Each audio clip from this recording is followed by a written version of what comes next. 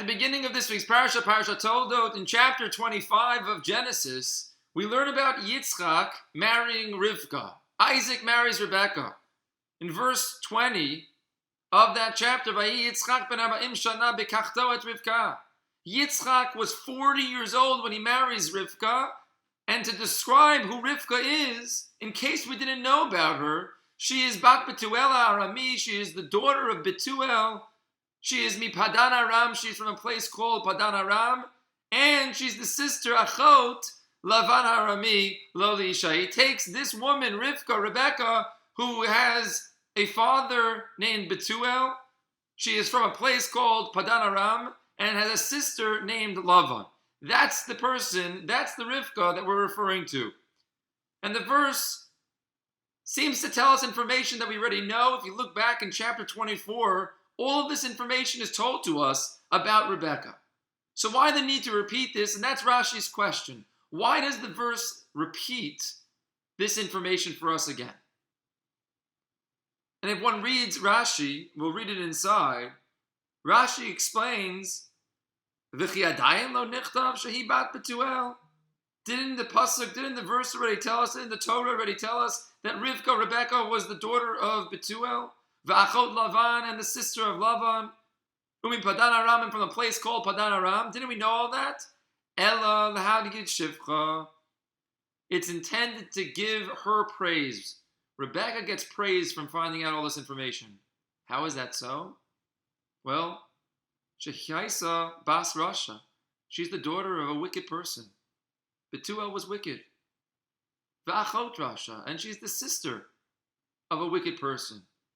And if that was not enough to have so many influences of wickedness in her life, she's from a place, Umekoma Anshe Rasha. She's from a place of wicked people. So one might wonder, how is that Lahagid Shivcha? How does that tell us about her praise? And the answer is, V'lo lamda mimasehem. This is the same Rebekah who is our matriarch, the same Rebekah who is incredible, who is a righteous woman.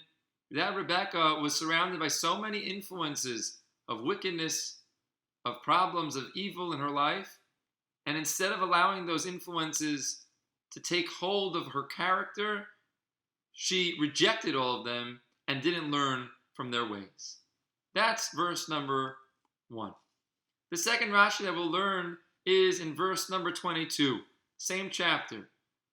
When Rivka and Isaac weren't able to have children, suddenly they are capable of having children. They conceive, but not one child, but two. They have twins inside. Vayitrotzetzu in source, verse 22, chapter 25. Vayitrotzetzu abanim b'kirba. The children were struggling within her, within the womb. Vatomer imkain lama ze anochi. And she said, if this is so, if I'm going to be dealing with this, why is it that I am? In other words, she's bewildered by the entire experience. Why am I dealing with all of this? Whatever the struggle was inside of her, it caused her to want to go and reach out to God and find out what was going on. One can look in Rashi, and Rashi is trying to understand why exactly this is so influential on her. Why does it matter so much to her? Are they just moving around in the stomach? What's happening? What type of struggle is happening here that we need to be aware of? Rashi tells us, Vayitrotetzu al karchach hamikra hazeh omer darsheni.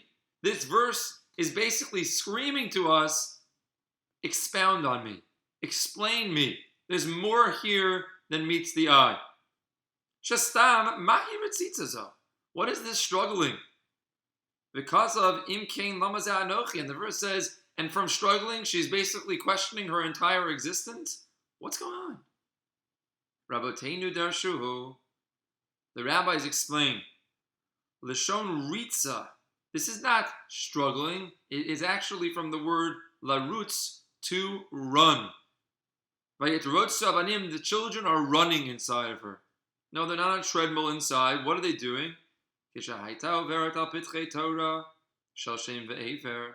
When Rebekah passed by the house of Shem ve'Aver, the Torah house, the place where Torah was being learned, Yaakov ratz umifarkis.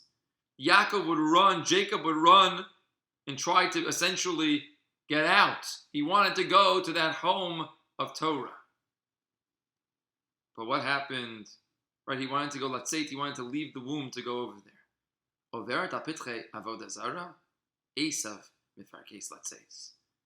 When she passed by a place of avodah zara, of idolatry, Esav would begin to run. He tried to get out. And what this Rashi and this imagery gives us the impression of is really a question of that's really been around forever, is that when people do bad things or when they do good things, is it nature or is it nurture? Is this inherent or is it learned? We just learned from Rivka, from Rebecca, that the nurture around her, the influences around her didn't have the negative impact that they could have had. But when it comes to the children inside of her, it seems like already naturally one is inclined to go towards Torah and one is inclined to go towards idolatry. A question that leaves us for thinking. If you skip ahead to verse number 27, Chaf Zayin, we read about the two sons that we were just describing inside. Now they've come out and they grow up. Vayigdelu anarim, they become young lads. Vayehi Esav ish yodeat sayid ish sadeh. Esav is a man who knows trapping, who knows the field. That is what he's described as, a man of the field. Yaakov, on the other hand, Jacob, ish tam yoshev ohalim. He's a wholesome man, someone that learns in the tents. He sits in the tents. Many explain that means that he's learning the Torah in that tent. So what does it mean that Esav is Yodei Atzayid? He knows trappings. That's just a skill set that he has. What's actually going on beyond this verse? So Rashi tells us something fascinating. Rashi tells us Yodei Atzayid, he knows trapping, Latsud Vileramot, to ensnare and to deceive. He wasn't trapping animals, although he seems to have been good at that based on the story. That's not the only thing he was trapping. He was ensnaring his father. He was deceiving et aviv, his father. How? Befiv, with his mouth. In other words, he was using words of deceit. V'sho'alo Abba heyach ma'aser et hamelach ve'et hateven. He would ask his father, how do I tithe the salt or the straw? Implying that he was following all of the Torah. Kesavur aviv shehu medaktek b'mitzvah. His father thought, when he asked questions like that he was actually medaktek, he was very meticulous about doing the mitzvah. How do I tithe this? How do I do that? Father, tell me. Because he knew it would impress his father, and his father would be impressed by him and perhaps see past all of the things that he wasn't behaving about. What's so interesting about this verse to me, and what's so interesting about this idea of Yodei Atzayid, this skill set that Esav has, is that our words make a difference. And in some cases, our words can be trappings for other people. We should avoid doing anything like this.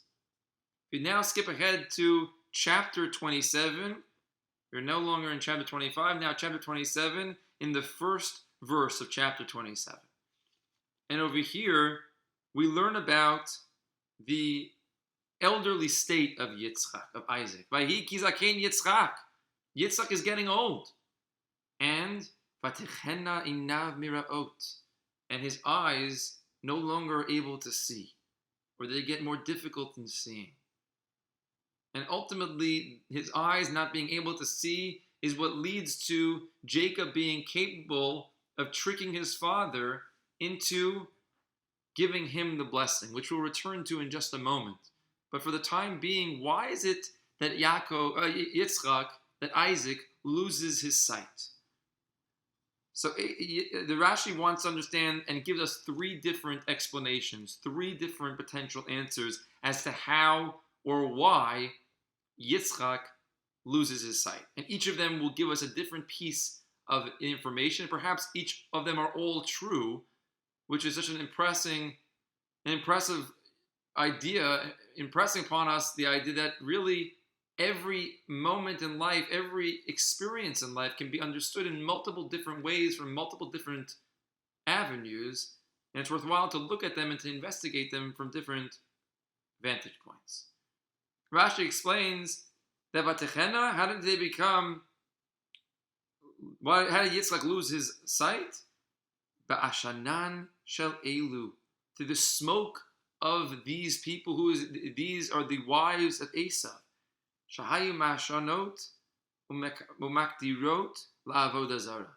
They would burn incense for their avodah zara, for idolatry. In other words, this seems to be a form of punishment for Isaac. Your son, Esav, who you love, as the verse initially tells us, that Yitzchak, Isaac loves Esav.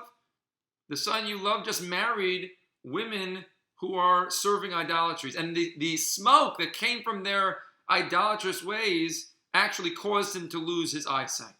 Seems like a punishment. Davar acher, what's another explanation? When he was bound upon the altar at the Akedat Yitzchak, at the altar when Abraham is about to slaughter his son Isaac, V'haya aviv rotzeh l'shachto, and his father wanted to kill him.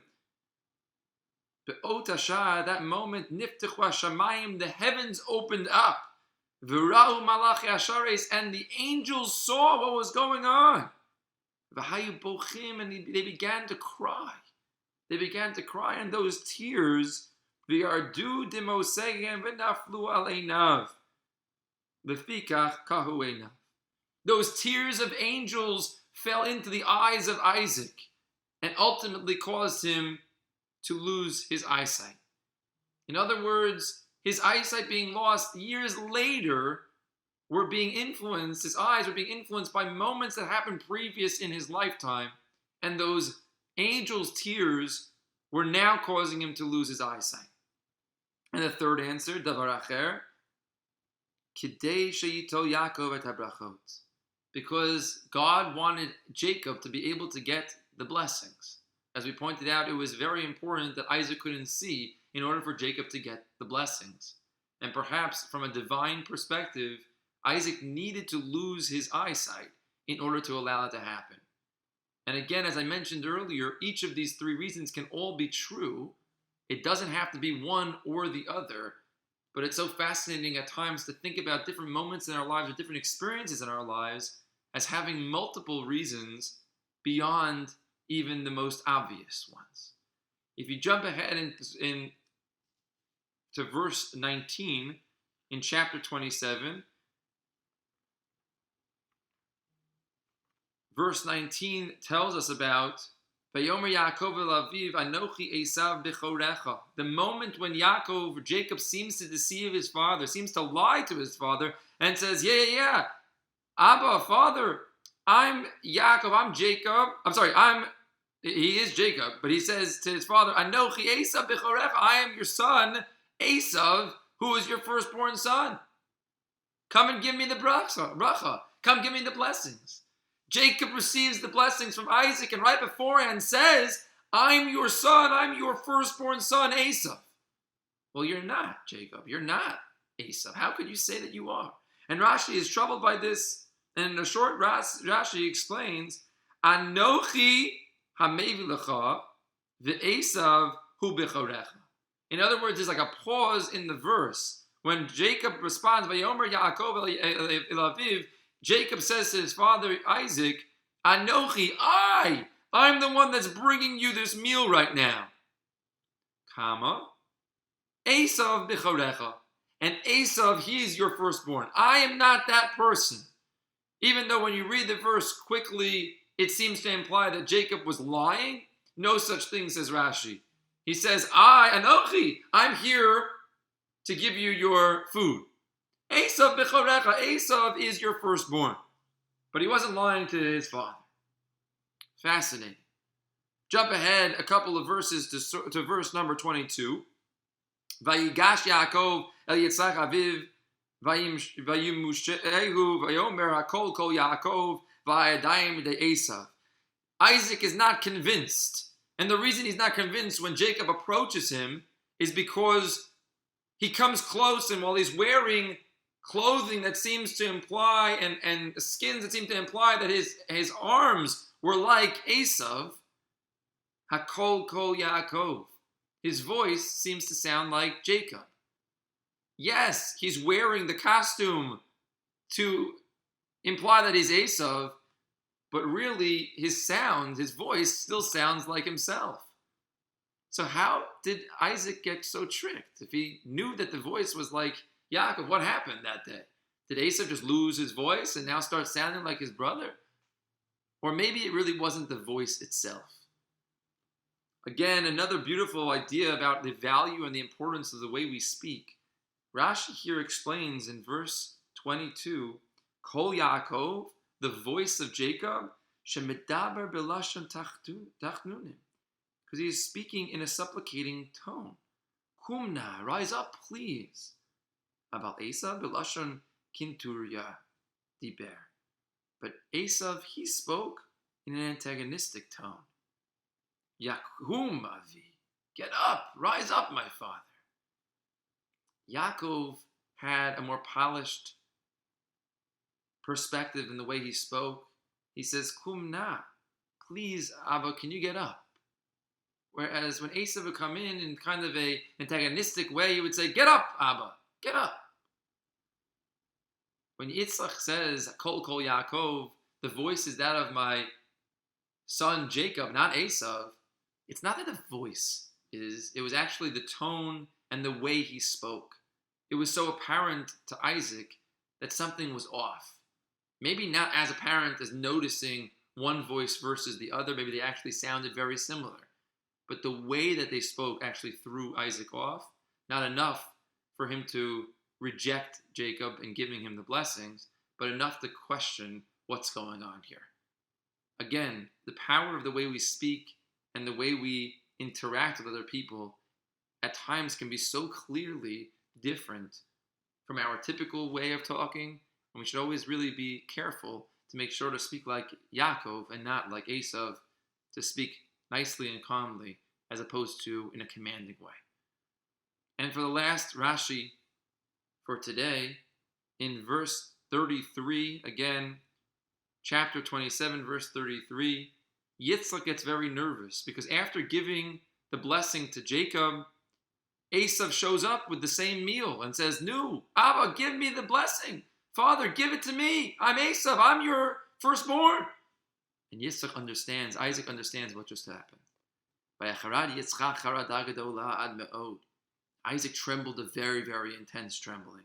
He was very nervous. And he says, Mi'efohu hatzad sayid vayaveli va'achol mikol beterem tavo v'arichehu. Where? He was troubled. Where is he? The one that gave me the food earlier that I ate from. And then I gave the blessing to. V'gam baruch yiyeh. He shall also be blessed. Who is that person that once gave it to me? In other words, I know who it was. It was Jacob. But Rashi understands, Gam baruch yiyeh shelo tomar ilulei sherima Yaakov la'aviv lo natalat habrachot. You shouldn't say that Jacob never tricked his father, he wouldn't have received the blessings. No. In fact, the kach eskim ubircho midaito.